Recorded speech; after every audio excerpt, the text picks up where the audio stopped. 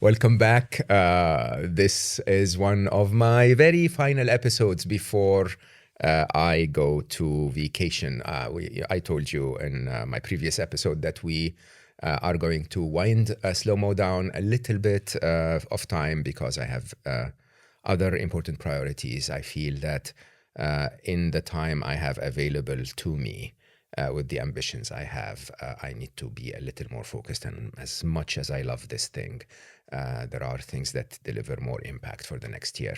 So my closing mini-series is a passion of mine during 2024, which is really to find the truth, to understand the reality of the world around us, and what to believe and what not to.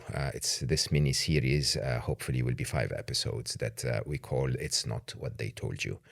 And there is no one that can help us understand the core of how the media works, at least how the media was designed to work, if you want, than my guest today. Andy Coulson is very well known in the British society for some very interesting stories and some very, very, very serious contributions. He was the editor of the News of the World between 2003 2007. He was the head of communication, director of communication for the British Prime Minister, David Cameron, between 2007 and 2011. And he now runs his own consultancy firm around crisis management. And is the host of a very podcast that I personally like called Crisis, What Crisis? Andy's story hit the headlines, if you want, because his organization back in News of the World hacked phones to get to a story which may have been important to the public, but then eventually, many, many years later, the blame fell on Andy, if you want. And he had to pay for it. He served a period in jail and turned from a journalist that really did whatever he could to get the story to a stoic teacher, if you want, in a way that basically helps people realize how to deal with such a crisis. Thank you very much to start. Thanks for having me. I want to talk about it all, honestly. I don't know if time will allow, but I really, since I wanted to meet you, and I've been following your conversations and work for a while, I wanted to learn from you firsthand sort of what motivates an editor, a reporter, a journalist. Why does the media do what it does? And in an interesting way, why is it that I no longer believe any of what they say?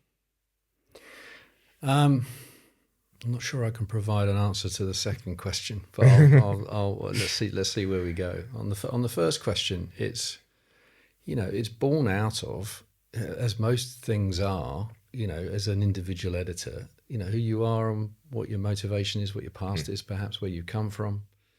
And so perhaps in explaining the kind of editor that I, or the kind of journalist I was, that was informed by my upbringing. I was a Sun reader, right? I grew up in a household of Sun readers.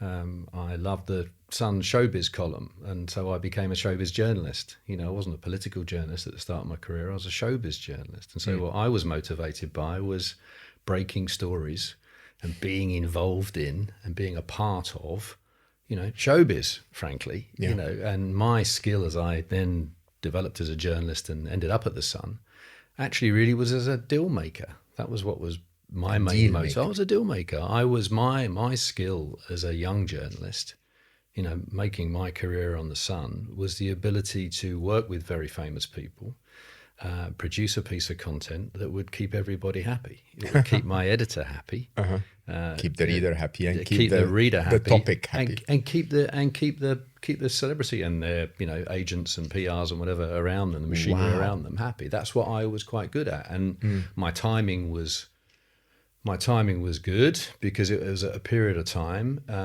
when the business of show business was really beginning to motor. It's always been there, of course. We talk about Posh and Becks in this country. Taylor and Burton were the Posh and Becks of the 60s, 70s. So it wasn't entirely new, but it was suddenly being powered in a different way. And so, groups like the Spice Girls and Take That here were really commercial enterprises, and I got the joke of that particular universe better, perhaps, than a number of other journalists operating at the time, and so I was able to get very close to those kind of operations and the individuals involved. So that actually was my reputation as a young journalist. That was my motivation as well as a young journalist. But underlying all that, I was a trained journalist. I did go through my apprenticeship, my indentures, and the principles of what it is to be a journalist were set for me in my mind. And that is about accuracy. That is about making sure that what you're publishing is accurate, and that you operate as a professional journalist. Now, as I'm sure we'll get on, somewhere along the line, obviously, I can say that I lost sight of that as an editor because I did. And as you mentioned in the intro, paid a price. The one thing I would say, if you don't mind, about your very generous intro, for which thank you, is that I would do anything to get a story bit. Yeah. Because I don't think I would and didn't do anything to get a story. I think that there were plenty of moments, and of course it's so difficult to evidence, because how do you evidence something that you didn't publish? It's quite a difficult thing to demonstrate. But believe me, there was a lot I didn't publish, and I'm not asking for a round of applause at that moment, by the way. But it's just the reality of the job, is that you are making judgments about what works and what doesn't work, what's right and what's wrong. And I'm not saying I got it right. I think there's a fair amount of evidence that I got it wrong on a number of occasions, but I got it right as well. And I think when you're analysing, I think this is true of the media, and I think it's true of my own individual experience. The temptation is that you've got to put it all in one box, right? It's good or it's bad, right? Newspapers are good or they're bad. Yeah. The media is good or it's bad. Me as an individual, I'm good or I'm bad. Yeah. And obviously, I've gone through a long period of my life where the classification was very much, bad. Yeah. And I'm not that. I've made loads of mistakes. I've failed miserably. Everyone does, right? Miserably. But it's not me entirely. And I am, I think, more than my mistakes. And I think also the media is more than its mistakes. And we've got to be careful about what we mean by the media as well, but maybe we'll get into that. Well, I want to get into this, but I think what you're saying is really quite eye-opening, because the idea is, in an engineer's mind, if you want to put the definition of the truth in an algorithm, it would be the truth, the whole truth, and nothing but the truth. But that's impossible for a journalist to bring, right? Because, in mathematics, the whole truth is all of the locations of all particles in the universe at the same time, right? So it's impossible to contain on one page or on an article or on now in the new media in a 1-minute reel, right? But you say that you make choices to leave things out. So there are things that you don't publish. There are things that you publish, but they have to be some sort of a deal that allows you to sort of break more news in the future without being marked as the enemy or whatever. What would be the motivation that gets you to say, this is enough of the truth? Or this bit I don't want to include in this article? Or it's so difficult, this conversation in a way, Mo, because it can only really be explained and evidenced by a specific. And that's as ever, once you get to a particular example, that is also quite a dangerous thing to do. It is a very dangerous, that in itself can distort. Yeah, let's use a hypothetical example. And so I in a world where I'd grown up doing those deals, right? Let's look at David and Victoria Beckham, for example. I had a relationship with the Spice Girls. I had, at one point, I almost had a business relationship with Victoria Beckham after she left. The Spice Girls, she's a very skilled, very commercial, very ambitious woman, and was in those early days as well. We were actually looking from the company that I was working for, setting up a business with her. It's a little bit later, but before then, when she gets engaged to David, they decide they're going to get engaged, and I get a phone call from them to say that this is going to happen. It hasn't happened yet, but it is going to happen, and we'd like you to be a part of it. Which is quite an interesting proposition. Of course. We'd like you to come along to the hotel. we'd like you can take a picture of the ring, we'll give you some quotes, you'll get your own pictures, but then we're going to step outside of the hotel and then we're going to announce our engagement to the world. This is actually, Mo, the last piece of journalism that I did as a reporter before I then became an executive. Yeah. And we paid them a pretty significant amount of money for that. Oh, wow. Right. So in that circumstance, when I've grown up in that world of deal making, this is not excuse making. This is just the explanation of how it worked. Yeah. That when I then get a story that perhaps they're less inclined to see published, and there were stories, including later in my career with the Beckhams in particular, where they absolutely didn't want to see those stories. I did not make a decision. I'm not going to run those stories because there's no deal to be done. I'm going to run that story if it's true. And it needs to be true. And that's the major consideration. And then you've also got to ask yourself, as a human being and as an editor, is this the right thing to do? That is also, obviously, an interesting area to discuss. Because that changes. Certainly, I'd be a hopeless editor now because I'm changed. Now that doesn't mean, of course, you get changed by what happens to you in life, and that's the purpose of being a human being, I think. And I'm a different person. I'll be a hopeless editor. So what was the quality that made you a good editor? The hunger to break a story? I think I enjoyed breaking stories. I enjoyed the environment. People now, I think, look back at tabloid newspapers at that time and just think it was some kind of, evil Death Star. It wasn't. I was there. It wasn't. Loads of mistakes, right? Plenty of mistakes, plenty of misjudgments, too much arrogance, too much belief that the world, something called editoritis, I think, Mo, right? Yeah. It's a little known condition. I definitely suffered from editoritis, right? And the primary symptom of editoritis is that you think the world revolves around you, or whatever it is you're doing, actually, less so yourself. And I definitely suffered from that. So too much of that, for sure. But there was also a bag load of fun. There was a bag load of camaraderie. There was a lot of adrenaline rushing. But I'll tell you what else there was. There was good work. Right, and campaigning journalism. Some of the proudest moments I've had have been around some properly meaningful campaigns, getting policy change driven through in this country. The ability to be able to kind of convene proper change in this country. Tabloid newspapers have played a big part in that, and also at the other end, politics, where later I moved and spent a lot of time. I think still, popular newspapers play a very important part in the political landscape, right? Yeah. In terms of, prodding a politician, keeping them, honest as much as you can, poking fun occasionally. I don't know if you're aware of, the Liz Truss and the lettuce here, right? Where the Daily Star newspaper, not famed for its political coverage, actually in that joke delivered something, in my view, very significant and reflective, by the way, of where the public were on Liz Truss, a short-lived prime minister who almost brought down the country. So it's a proper mix. So I want to go into the political side of this because I think this is really where our world is breaking down a little bit as we speak, but it seems quite interesting for me. I mean, I normally try to somewhat I understand so far, so that our listeners can, who are probably like me, not experts in the topic. I have to say, I grew up in Egypt, so we had 2 news outlets on TV, 2 news outlets in print. On TV, for example, we had Channel 1, which said exactly what the government told it to say, verbatim, and Channel 2, which basically said exactly what Channel 1 said. So, and you could see like a tiny phase shift between them. Channel 1 would say it, and then Channel 2 would say it, but they'll say it slightly differently in a more fun way so that we believe, they both agree, it's the truth, right?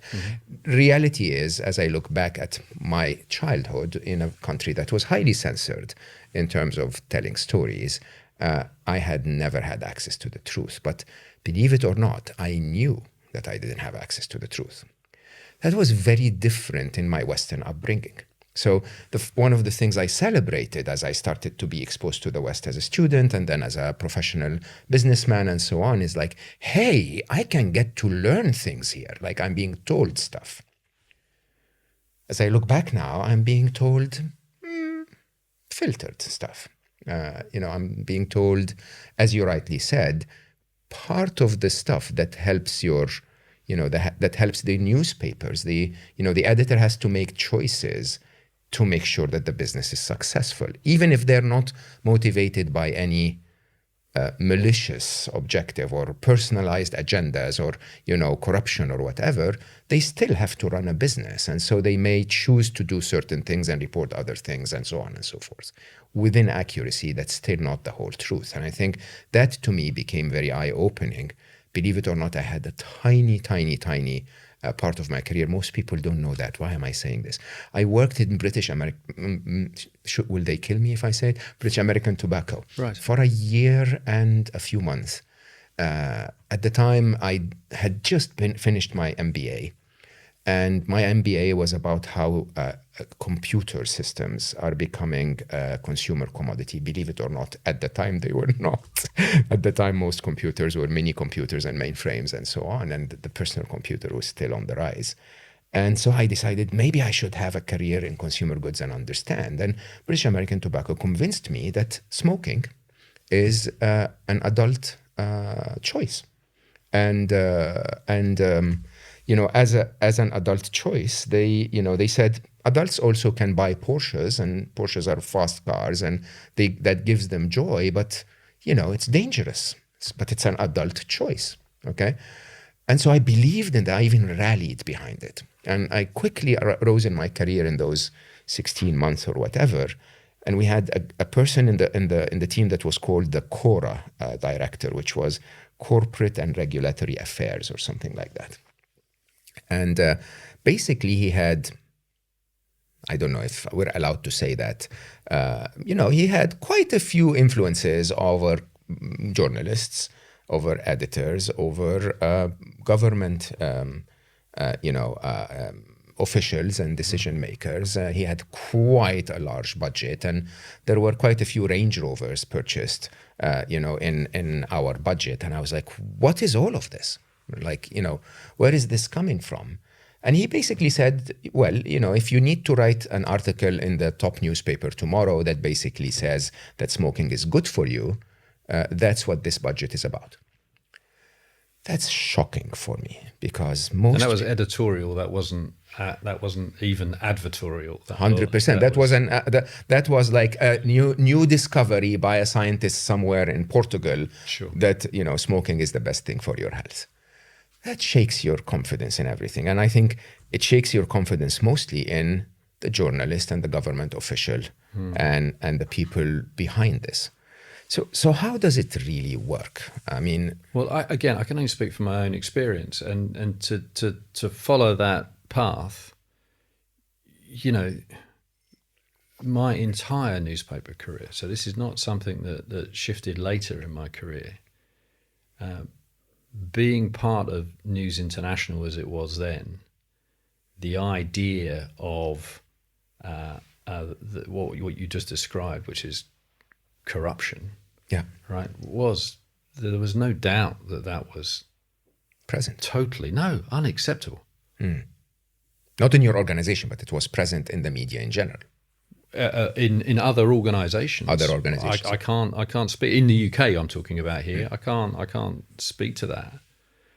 The idea, though, of because then what you take one step back from that and you go to lobbying. There's been lobbying in this country, obviously, for many years. I still think lobbying is a scandal that hasn't quite reached its end, for what it's worth. There's certainly lobbying. I now work as a consultant. I don't lobby. That's not what we do at all. I don't do public affairs. I'm not interested in any of that. But that's a profession for sure. But I think again several steps back from what you've described. The idea of those kind of deals being done. In fact, I would say that there was a culture of absolute pushback against that.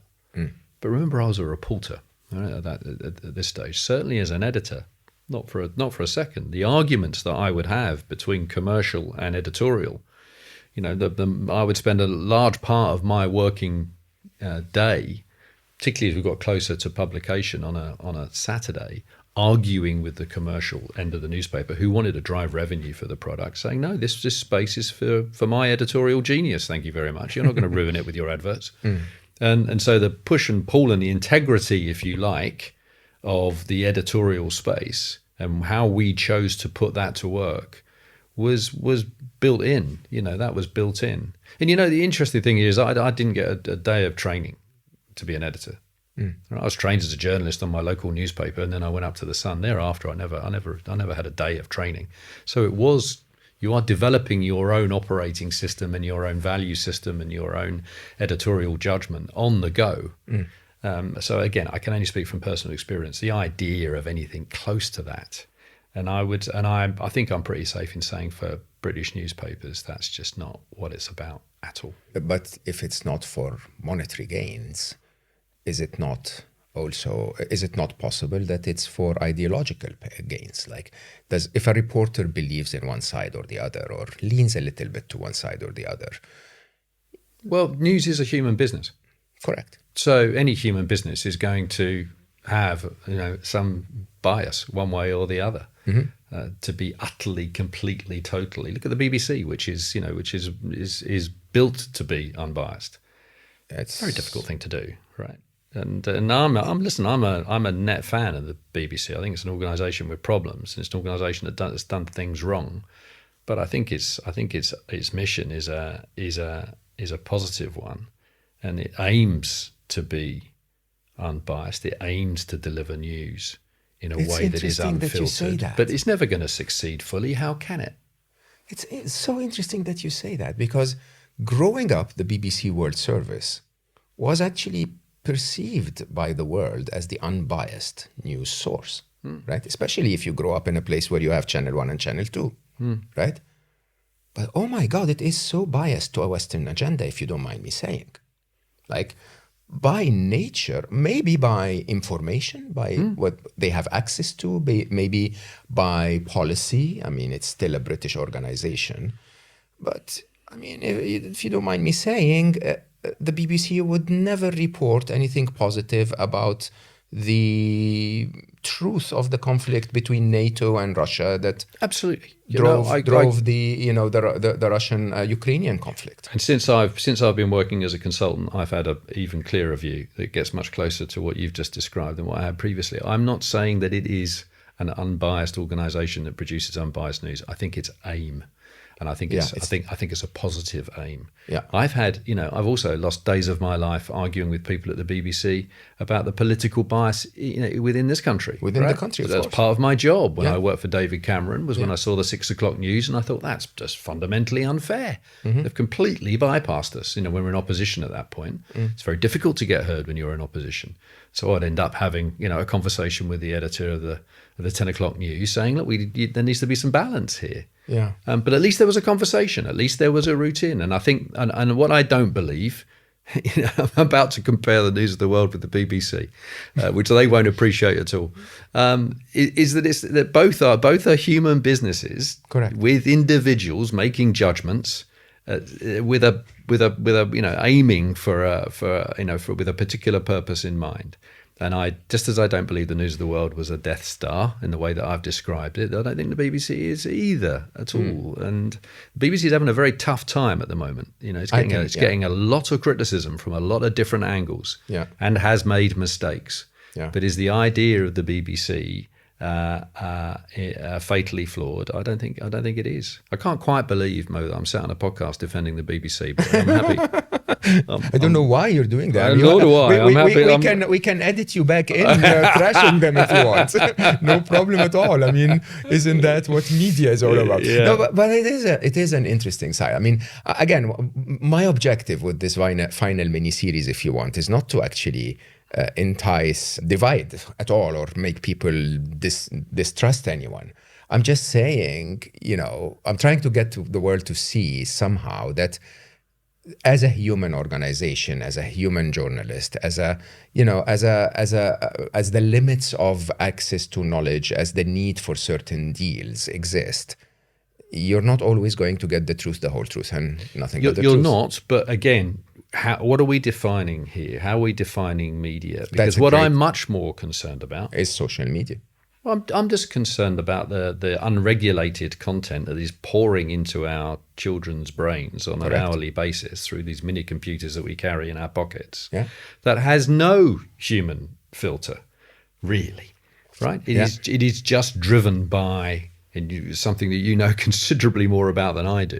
Yeah. An algorithmic purpose 100%. that has no judgment applied to it. Now, would I rather have a bunch of people in a room with imperfect values even, or an imperfect worldview, or an imperfect kind of standard of professionalism, at least some kind of grip on this content? Or do we just keep funneling it out in the way that we are at the moment into impressionable minds? I'd quite like the former rather than the latter. I sadly don't think. And a lot of that unregulated, kind of stuff that's being churned out is considered, it falls into the new definition of media. 100%. It is the big majority of media. I think the most worrying of all of them, believe it or not, is it's not either or. There are parts of that world that are run by highly professional, highly capable people who understand journalism, who know how to write the headline, who are also, now quite capable of, they really know how to use the tool. Of course. For distribution. Yeah, no, there is a even darker side to it, for sure. Yeah. And so, I don't want to. So I feel like I'm defending.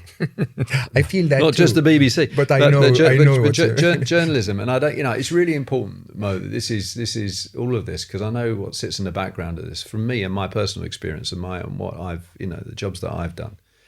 Please, explanation, not excuse, right? It's so important, I think, when you're having a conversation like this. I like that. I like that. Explanation is not an excuse. So what happens inside a government communications director position? Now the objective is clear. You are supposed to keep this government popular. You're supposed to keep this government out of trouble, and you're supposed to get the government re-elected. Isn't that the OKR, if you want? If this was a business, this is your objective. It was for me, because I was a special advisor, so my job was across both, if you like. Mm-hmm. And obviously the civil services role, they shouldn't be thinking about the next election, but of course, human beings. People are all kind of working together towards one aim. When I arrived in government, having done a few years in opposition, I found myself in a relatively unique position, because of course it was a coalition government. We'd got over the line into number 10, but we were in coalition with the Lib Dems. Yeah. And so the team of people that I'd been in opposition against, along with Labour, of course, I was working with. My number 2, was the guy who was running the Lib Dem comms operation during the election campaign, Johnny Oates, who's now in the House of Lords, and Lena Peach, who now works for Nick Clegg at Facebook. Mm. Great people. And we had a press conference. It all came in sharp focus for me. We had a press conference here that's quite well known in the UK, in the Rose Garden, glorious sunny day, Nick Clegg and David Cameron together. It's kind of like a civil partnership. It was just the perfect day. Journalists sat in chairs. It was just, everything went well. They were finishing each other's sentences. It was kind of, this is a new beginning. This thing is going to be fantastic. And it couldn't have gone any better. And as they left to go back into Downing Street, the 2 teams of advisors went into different corners of the garden and started briefing against each other. No way. Right. So, and I'm stood back from this as now the guy in charge of the entire sort of comms operation. And I thought, well, this is untenable. And so I took everyone back into my office and said, look, guys, we're in government now, and we've got to work together. And there are going to be moments when you can take your own path and make your own case. And that's during conference season. Otherwise, we're working for the government here. This is a single purpose, right? We're here to make sure this government stays on track. And by the way, this is going to be a difficult task. This is a coalition government. This is not easy. And to everyone's great credit, we pulled that off for quite a while. And, I hesitate to say it, Mo, but I think it was a golden period of British politics. Yeah, you have to say somewhat that, of an don't you? overstatement. But no, it was great. It worked really well. So it's fascinating. So I had a slightly different purpose, perhaps, than it was slightly less tribal, slightly less kind of party-led because of that coalition construct. But then by definition, that means that, again, there is a strategy. There are so many opinions, there are so many views, there is so many angles to the truth, and then the government has to present a coherent part of this, which doesn't include everything, doesn't exclude everything. And basically, again, in my definition, it's just a very well-polished version. Hasn't been particularly well polished for about a decade, Mike, is what I would say. That's when you get it even worse. Well, this is where the aim of government and the reality of government kind of start to become disjointed. Yeah. And why has that happened? I joke about the coalition being a relatively calm period of politics. I think it was a relatively calm period. I'm hoping, by the way, we're now going into, in this country, a relatively calm period of politics. Feels like we might. Good luck with that. But in terms of the management of government, do you know what I mean? The sort of machinery inside. I think this government's got a whole stack of problems coming down the track. But it feels like the temperature is being slightly lowered after 10 years of chaos and of politics in this country becoming increasingly extreme. Yeah. And why is that? I think there's a bunch of different reasons. Inequality, a bit of kind of incumbency. The Tories have been there for too long. The longer you stay in power, generally, the less popular you become. I think that immigration, which is seen as a subject only in sort of right-left terms, I think actually it's a lot more complicated and nuanced than that. But I think it's a subject that raises temperatures. Yeah. And when you have that coupled with inequality, which raises temperatures, then that attracts a certain type of politician. And the politicians who thrive in that kind of environment are politicians who like to operate on the edge, not politicians that operate in the centre. And they become politicians who raise the temperature. And of course, the media plays a part in that as well. Because they want the temperature to be there. Of course, because the media, because there's a... everyone reads, then everyone listens. What happens, right? The anger and the fury and the heat just slowly increases. And so what you then create is an environment that's very difficult to attract and grow a quality of leadership that in my view, we need, right? Which is, sensible, able, and not a gold-plated narcissist. That's all I want. I don't think we need much more than that. And the environment that we've had over the last 10 years, obviously not just in this country, hasn't lent itself to that kind of leadership. And I think that's the kind of mess that's been created. And trying, therefore, as someone in my job, to find a calm way through that in terms of the communication and the storytelling and the narrative is obviously has become all but impossible, because most of the time, most of the political conversation around this country has been on the edges. And I think this is probably, if you ask me, like to list the top 10 of challenges the world is facing, it's that heat. It's the idea that, you'd tend to believe, or at least the headline story is that the media is interested in conflict, in arguments, that social media, thrives on negative comments and the rudeness and the arguments and so on and so forth, but also that the government themselves, as you rightly said, they will attract the kind of leader that thrives in this environment, so that will motivate more of this environment. I think, listen once to Donald Trump, and you easily can see in the debates that he's just trying to take the debate to a place that is very heated and very accusative. Like, this is a comfort zone for him. Did it this week with the debates, right? Exactly. Eating cats and dogs. That's what he's trying to do. Exactly. And so accordingly, this kind of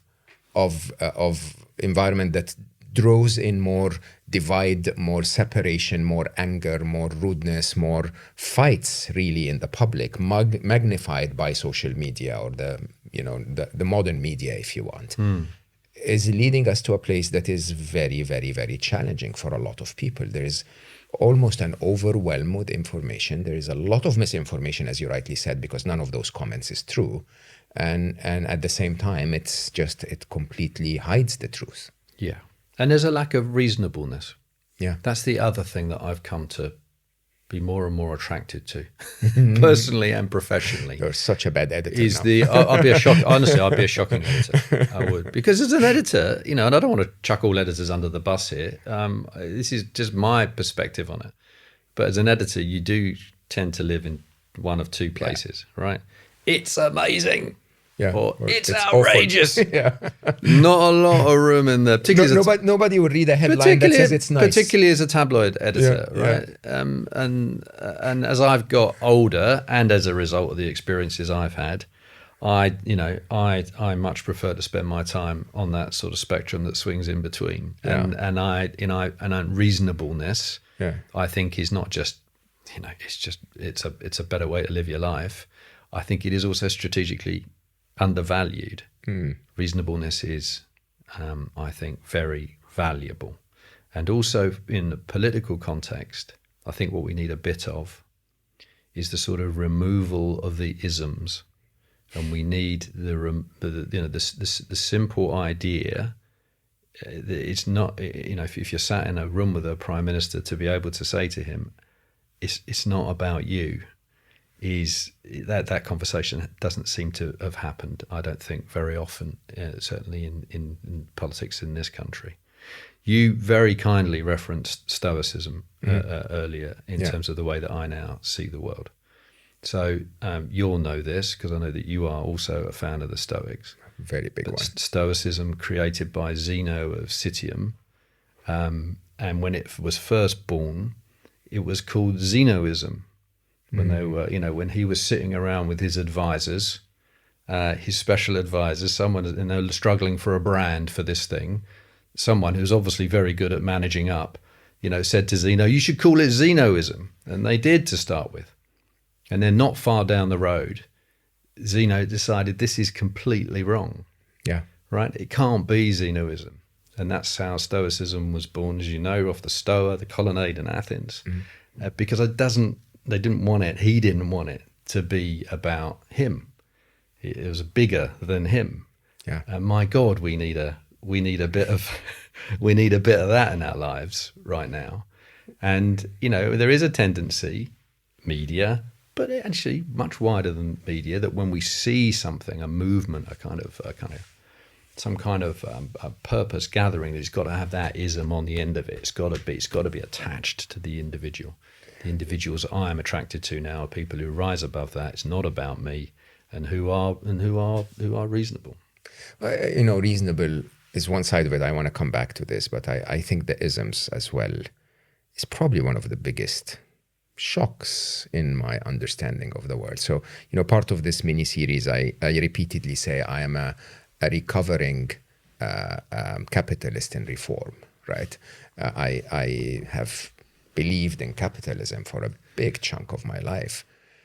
And I still actually, believe it or not, believe in the method of, if we actually apply a free market approach to many objectives, such as my 1 billion happy mission, there is efficiencies in that. But the truth is, none of what we're told about capitalism is true. It's not a free market. It is a cartel, if you really think about it. And so is democracy. It's not actually representative at all. I mean, if you don't mind me saying, I don't have the right to speak about the UK, but neither the UK nor the US, the big democracy advocates, have had democracy for a very long time. These are not elected leaders in many ways. They are somehow, to start with, elected parties, if you want. And it's a very, it's a big topic if we want to talk about it. But I get surprised when people tell me, "Oh, we're a democratic society." No, you're being told you're a democratic society. You're being sold the idea of democracy. You're being sold the value of capitalism, but you're not actually living this. And so those slogans that keep being thrown at us, that, for example, the US is killing millions around the world in the name of freedom. We're out there to liberate them. And the fact that the US society doesn't get to see any other than that because of the way the media works and so on, this is truly where I think the show business of it all starts to begin. Is that, am I exaggerating this? I don't think you're exaggerating it. I think the debate around this, though, if we're to shift opinions, it's that black and white thing again. And I believe, because I'm a journalist by trade and I work with words as you do, that the words we use are so important. And I think if we're going to shift this, and if we're going to get people to look at this in a different way, we've got to try and resist the temptation from going to 0 to 60, right? Capitalism, we thought was good. It's not, it's bad. 100%. Right? The truth is capitalism is flawed. And in many ways, democracy. And any ism is. Democracy is flawed. Yeah. Pretty significantly. And when that, in fact, is something else that's playing out around the world right now, that actually our model is imperfect, let's put it that way. But in trying to move people to that understanding of the flaws and the difficulties and the limitations and some of the darker stuff too, well, I think we've got to take slightly gentler steps towards it, because otherwise what we're going to end up with is being in one camp or the other. And then we're on the edges, and then you've got extremism, and then there's no environment for reasonableness. The way through this for me, and this could sound hopelessly naive, is reasonableness. We've got to have the discussion, and we've got to be able to get it out in the air, and we've got to get it out in the air much earlier than we are at the moment. These kind of conversations need to be happening in schools, right? This has got to be, and I think I'm sure they are in some form, but that needs to be celebrated a bit more and encouraged a bit more. At the moment, what we're doing with these things, particularly with, sort of societal agendas, is that everyone's angry. Everyone's driving themselves into a corner of the rose garden and clunky connection. But you get my point, right? Yeah. And where's that going to take us? I love this, Andy. I mean, I have to say, I fully support that idea. I really believe that if you say this is bad, so I'm going to go to the opposite of it, the opposite of it is going to be bad as well, right? It's basically somewhere a reasonable medium is probably what we're looking for. What do you think would be the way for that reasonable medium to rise? Like, again, as a person who's informed by the external world about the external events. Yeah. Do you ever see? I don't know how we do it. I don't know how we do it. You'll have a better idea than me, Mo, as a master of scale. How you scale this idea of reasonableness. But I've got, my little podcast is my little reasonable arrow into the world. That's right? Because this is why I love podcasting. Yeah. Because I get to have a conversation like we're having now, which I think is reasonable. And the people that I've had on my podcast, who have all been through crises, far in excess of anything that I've experienced. We sit and we pick apart their story in a very reasonable way. Some of those people, by the way, I had one guest on who I was in prison with. And we discussed how we both dealt with that. Other people have found themselves in crisis through no fault of their own whatsoever. It was just something out of the blue sky. And those conversations, I think, are valuable. How you scale that idea, how you scale the idea of reasonableness, and try and encourage people into that grey space, into that understanding that we're all flawed, we will all make mistakes, and that talking about failure, and I talk about my failure, happily would be an overstatement, but I think it's important that I do, because I believe in the value of failure. And if you're prepared to sit and listen to someone who properly mucked it up in the way that I did, well, then maybe that's going to be helpful in some way, shape, or form.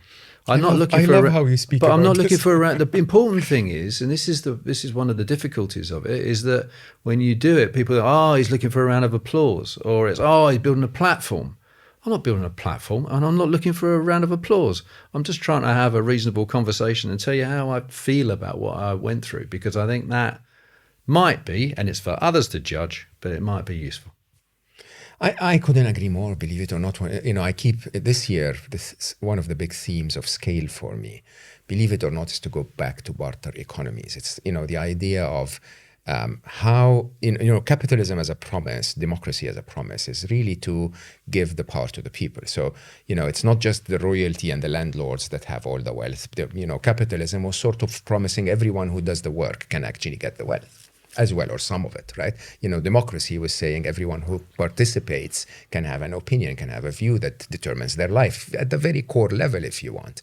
And I think what ended up happening is that those systems, specifically capitalism, if you ask me, started moving everything to the bigger scales and the bigger scales and the bigger scales. A small grocery shop is not good enough. You need to have a chain of supermarkets that then become a group around the world and so on. And that concentration of power still gives free market benefits, but they give it to very few, while all of the others are just becoming cogs in the machine and feeling very lost, if you think about it. And so if you take media, it probably followed the same approach. It followed, the idea of media at the beginning was one guy telling his neighbor, and then it became massive conglomerates. And now we're going back to that idea of, no, hold on, there could be a million of us podcasters that are communicating in ways that are not as big as the Sun or the Guardian or whatever. But then the responsibility, I think, falls on the listener. The listener needs to start to cleanse their palate and let in only reasonable conversations. And I think it's probably a call for everyone to say, if it doesn't sound reasonable to you, if it's on the fringes, if it's polarized, then it's probably not the truth you're looking for. Yeah. But it's connected to so many other things as well, isn't it? It really is. It's connected to just the kind of impact of, again, these mini computers on people's minds, to be able to kind of even steer them towards a position where they see the value of reasonableness. Yeah. When all they've digested is the immediate, not even necessarily negative. And that's another thing as well, right? The other danger here is that you could put social media, right, into a box that's just wholly negative. I've had guests on my pod who said that social media saved their lives. Right. There's good and bad in a woman called everything. Paisley Mahmood who went through the most, I won't rehearse it here, a truly horrific set of circumstances. Building a community on Instagram is what saved her life, right? Without any shadow of a doubt. And so there's so much positive that can come with these technologies. So much that's positive that can come with these technologies. So we've got to be careful not that we put all that in the wrong box as well. Yeah, I'm half of the knowledge I have in my older years come from YouTube. As much as people think I'm a bookworm, and I read quite extensively, but definitely I get a lot more knowledge from highly targeted searches on YouTube than I get from books now. I want to talk about the podcast specifically, Crisis What Crisis, and I want to talk I don't know if I want to visit the story of how you ended up where you ended up. Prison is not an easy place to be. I think you did quite a few amazing interviews, and I ask our listeners to go and listen to some of them about your experience and how you describe it and how you sort of keep it. I love that part of you, Andy, where you keep it to yourself. You say, I've made mistakes. You never mentioned that others made mistakes. You never mentioned that the other mistakes affected your path. You just simply say, I made mistakes. I ended up in a place I didn't want to be. I dealt with it. And I think that's fabulous in your approach. And I really encourage people to listen to that. That's partly because I think there's very little. We've been talking about trying to find the truth. This, I think, is a truth. There is nothing more useless, either emotionally, strategically, tactically, than a self-appointed victim. And that's a guiding light for me. Yeah. I think the truth, however, is that our world today, if again not to see the negative side of it, but there are so many reasons for people to feel that they're in crisis. There's so much powerlessness that makes people appoint themselves as victims. Okay? Yes. So I don't want to generalize, but perhaps I want to start from a personal experience. The transformation you went through in those years creates a person that is not reasonable from a point of view of being forced to be. It's a person that is trying to be reasonable because he has seen both sides. He has seen sort of almost the ultimate power working for the prime minister of the country, feeling the rush of the ability to inform an entire nation, if you want, all the way to a person that's in a prison cell, unable to even say, but that's not my prison. This is very high security. This is not what I need to be in. Can I be categorized so that I can move to a prison that fits my needs? That complete hopelessness, if you want, powerlessness. Yeah. I find in your story is probably the ultimate teacher. So how do you think our world today, which really is a world of a lot of powerlessness, what have you learned that can help us navigate what's happening in our world today? Well, from a personal point of view, from an individual point of view, I went from sitting on Marine One, Barack Obama's helicopter, with Barack Obama sat on one side and David Cameron sat on the other, to sitting on a plastic mattress in a cell in the space of 24 months. And it was sitting on that plastic mattress that, because I didn't cope very well at all in the first year of my difficulties. I was unraveling pretty quickly. Everything in my life was just sort of falling apart. All the things I cared about, the things I'd built, my responsibilities, it all, when it goes wrong really quickly. Yeah. And I really struggled with it for the first year. And I can date actually the moment when I kind of got a grip. And it was sat on that blue plastic mattress. That was May the 30th, 2012. I was in a prison cell in a police cell in Scotland, and it's the second time I've been arrested. I've been driven up that day from London, 6.5 hours in a van, police motorbike outriders as I went over the border into Scotland, and I'm sat there in that cell, and I was sat on the mattress. Opposite me was one-way glass. It was like a cell for terrorists. And I just thought, this is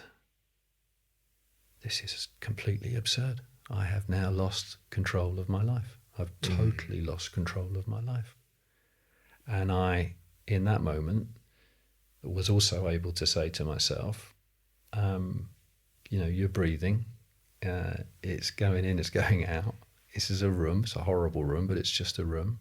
And although you've lost complete control of your life, I now have total control of how I'm going to react to all this and how I feel about it. Wow. And I laid down on the mattress, and that started the process for me. Just breathe in and breathe out, get through this day. This is before I've been interviewed, and then move on to the next room. And who knows what rooms you'll end up in. As it turns out, I ended up in an even worse room, with a door slamming shut for a period of time. But even when I was in prison, I was still able to say to myself, look, just breathe in, breathe out. This is just a place. And actually prison, desperately depressing environment, cold, stark, miserable. But I tell you what, Mo, full of emotion. And for a journalist, fascinating. Fascinating, right? Yeah, yeah. Walking around a yard, it's like with gold. Walking around a Talking yard, to every walk of life. Walking around a prison yard, anti-clockwise, as every prisoner does in the world, interestingly, with a bunch of lads who are going to be serving sentences considerably longer than mine, and talking to them about how are you going to approach this, how are you going to cope with this, was fascinating. I would rather not have had that experience, obviously, because it wasn't just about me. It's also the impact. While I'm walking around that yard, my wife's at home with our sons, wondering what on earth is going to happen next. I would not wish it on anybody. But I was able to say to myself, Andy, you've got control of how you feel about all this. So keep control of that. And that has been, again, along with dodging the bitterness bullet, has been a self-appointed victim bit, which is related. Those have been the sort of guiding lights for me. And I think it's the guiding light for anyone who's in crisis, right? That's the first thing you got to try and do, is accept what's happening to you as being real, and then work out what it is you've got control of and what you don't have control of, and focus on that. And as you've correctly alighted on, Mo, and I know that you're interested in this subject as well. There's nothing new about this, right? The Stoics worked this out a couple of thousand years ago. So they are the ultimate crisis managers in my view, and not much has changed. It's all about control. So when we zoom out of my story and think about it from a bigger picture point of view, that is what needs, in my view, to be taught. I think that is an important lesson to learn. Again, I go back to education, I go back to our schools, right? It doesn't have to be framed as Stoicism. It doesn't need a label. It doesn't need to be, because for Stoics, for example, you put Stoicism in Google, right? And you'll see a whole load of stuff aligning Stoicism with toxic masculinity. Yeah. Utter nonsense. Right, so we've got to be super careful about what box we decide even to put Stoicism in. But the idea, simple lesson to build resilience, it starts with understanding what you have control of and what you don't have control of. That is a lesson that you can't teach early enough, in my view. This is an intense amount of wisdom in a very short few sentences. As a matter of fact, you're being very kind. But it's no. Hold on. The copyright, unfortunately, doesn't sit with me. It's a couple of thousand years old. It's out of copyright, funnily enough. It's you'll at least be amazed. 2,000 years. So I disagree with you on that. So I have to say, and I don't say this with vanity at all, that after I wrote Solve for Happy, and I was talking, speaking about it publicly quite often, that people would walk to me after I finish my talk and say, "That's Stoicism, right?" And I would go like, yeah. And I smile. I didn't know what Stoicism is. And then I started to read about Stoicism as a result of people telling me that what I'm talking about sounds like Stoicism. And I think what you went through seems to be exactly the same. You figured this out yourself, which probably means it's human nature. And then you realize that this has been educated and taught for 2,000 years. Yeah, I found it as a result of what happened, for sure. Yeah, but there's a lot of, this is another positive, there's a lot of difficult content out there that is sending us in the wrong direction, if we've been discussed. There's Correct. also a lot of amazing content. And I found some fantastic stuff. And I'm going to throw a compliment back at you, including your book, which I read, and some of the podcast content that you've produced and the other work that you've done. And you're not alone. There is a real movement of people out there who are exploring what it is to be resilient, what it is to be a human being in this bonkers age of ours. And there's a lot of good stuff out there, and I've lent on it pretty heavily. Yeah. But I have felt, oh wow, why didn't I find this before? And what? It's quite interesting. How has that not crossed my path previously? Because the truth is, my mind wasn't open to it. Because you were focused and running in another direction, I think. It's that moment. So I never shared this before, but I do a 40 days silent retreat every year. This year I managed to only do around 32, and halfway through I also had to spend a bit of time with my wonderful wife, because 42 days is 40 days of silence is good for a single man, but not good for a married man. I will say that openly. But anyway, in this year was probably my most difficult silent retreat ever. Like I went through massive emotional, peaks and troughs. I lost my sister, my brother, and my mom with 2 months apart. This year. And I love them all, and I think they're incredible beings that are, definitely in a wonderful place. But I think the realization of the slippage of time just hit me so hard. Okay, and my wonderful friend Alex, sat in front of me afterwards, and I was sort of talking to her about the idea of how everything's so fleeting and life is so short and so on. And she said in a very interesting way, it's not about when we die. It's about how much more time do you have for what you set yourself out to achieve, okay? Because in her words, you may live to be 80, but you're not going to be able to travel the world like you travel now when you're 70, okay? And, you may live to be 75, but you're not going to be writing books as, sophisticated and complex in their analysis as you're doing right now when you're 75. And so you might as well start asking yourself, if you have, let's say 3 books to write, and if you have 4 objectives that are big enough to have impact left for you to achieve, which ones will those be? And I could almost picture myself sitting on that plastic blue, thing that you were sitting on, because that was a moment of realization of like, okay, you know what? You now need to understand that the fleeting time is not within your control. It's painful that the loss that comes through life is not within your control. But what is within your control, right? And this is why I say this is an intense amount of wisdom that you shared in literally 2 sentences. Stop being the victim. Look at the reality. Take as much as it may pain you to be in that reality. Realize that you're alive. You're taking another breath in and another breath out. Start thinking about what you can control. That's if you ask me about the world we're going in, with geopolitical crisis, with economic crisis, with massive confusion around misinformation and disinformation, and so much, it's difficult. It's difficult for a lot of people, and we're fortunate compared to most. I think the answer is exactly the same. Realize that you're breathing in, breathing out, stop being the victim, acknowledge the truth, think about what you can control. Isn't that it? There's one other, on the face of it, sort of slightly more superficial thing that I'd add, and that is the fundamental sort of strategic power of a sense of humour. I love that. Which has got me through some dark days. I can tell you. The irony of life. The irony of life. Trying to keep a grip on the joke of the universe. When I was in Belmarsh, it was my 2nd night in prison, and it's the first time that I'm taken to the servery to get my food, and it is like a scene in a terrible film, right? You're lined up. I'm in this ridiculous purple tracksuit that you get when you're in prison. Yeah. I'm standing on a prison landing in a high security prison, not knowing who's in front of me or who's behind me.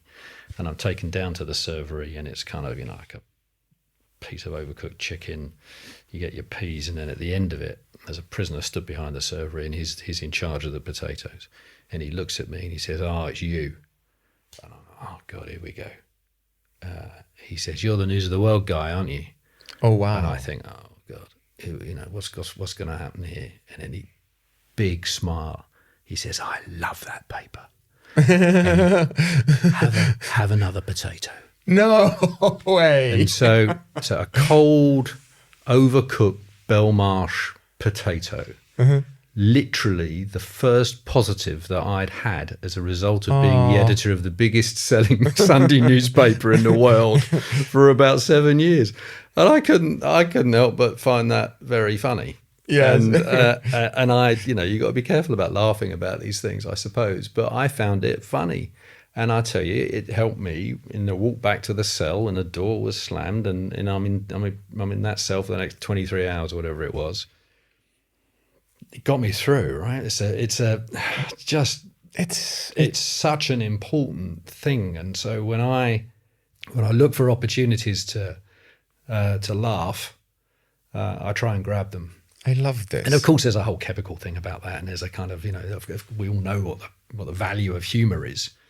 But to actually try and seek those moments out, I've done that with. They're all around you, honestly. Regularity. They are, yeah. They're all around you. I have to admit to you, I haven't figured it out, but I've been really deeply thinking about this, and actually watching one of your interviews. I don't remember, with Jane something. Jane Moore. Yeah, Jane Moore. Who's a good friend. Listening to it, not watching it. It just hit me really, really hard, because you speak so beautifully about your relationship with your wife, Eleanor, and with your kids. During that time, you speak eventually about how some people really rose to the position of being really good friends while others disappeared. Mm-hmm. And that bit got me to really reflect deeply about what actually matters. Because, believe it or not, in prison, a potato and a favorable guy, a supportive guy, big moment, is a massive treasure, right? It's quite interesting, really, huh? And I've been thinking deeply about that during my retreat, the idea of what actually matters. Okay? And within what matters, what is actually within my control. So it's quite interesting. It's quite interesting that, being ex-chief business officer of Google X, speaking about artificial intelligence at a time that we're speaking, that we're going through now, makes me reasonably popular for corporates to do talks and so on. And so there is money coming in, and I'm reasonably comfortable in any way because my t-shirts are not very expensive and so on. And but the idea is there is so much that you can get sucked into in that world, being positioned as the expert of AI, which I really don't understand. I mean, I actually get some of my teachers really positioning me as an expert on the topic. I have no idea why, okay? And so much blessing. But at the same time, it doesn't matter. It's really, honestly and truly. So where have you got to on that? I think what matters is to have someone you love and to have your needs met. And in a very interesting way, I say that because when I was listening to you with Jane, somehow, I know this sounds ridiculous, so please don't punch me. But having your wife and feeling safe in prison, I somehow told myself after my last retreat, I was like, yeah, he had the whole world. Interesting. Yeah. That's exactly right. Yeah, he had the whole world. And my sons. Your sons were, yeah. That's what I need. And, and I can tell you that was, because you all know this, I haven't just made professional mistakes in my life, I've made some personal mistakes. Oh, haven't we all? So that was imperiled, right? Mm. And the fact that Eloise stood by me, the fact that we stayed together, the fact that on the night that I arrive in prison, I get news that actually what's going to happen is I'm going to come out of that prison and I'm going to go straight into another trial in Scotland, which is what happened, potentially with even worse consequences. Most people know where the door is. Not everybody. Most people know where the door is when they go into prison. I knew where the door was. It was straight into another trial. And I speak to my wife, and her words to me were, "It's a long life, darling. You'll be fine. We're going to be fine. Just get through it." What an amazing woman. She's an amazing woman, and she's considerably more evolved than me. Asking her to marry lucky me, bastard. I'm very lucky as well, by the way. But I'm incredibly lucky. Asking her to marry me was the greatest decision I ever made, and her saying yes was the greatest piece of luck that I've ever had. So, yeah, I am. That was everything. It's incredible. Along with as well, that was the single most important thing. But also, you touched on it earlier. When you find yourself in those circumstances, I was cancelled would be the word that we would use now. Yeah. But I was properly toxic, right, for a number of years. Unemployable, completely out of it. And in prison, of course, just only it sort of exacerbates that.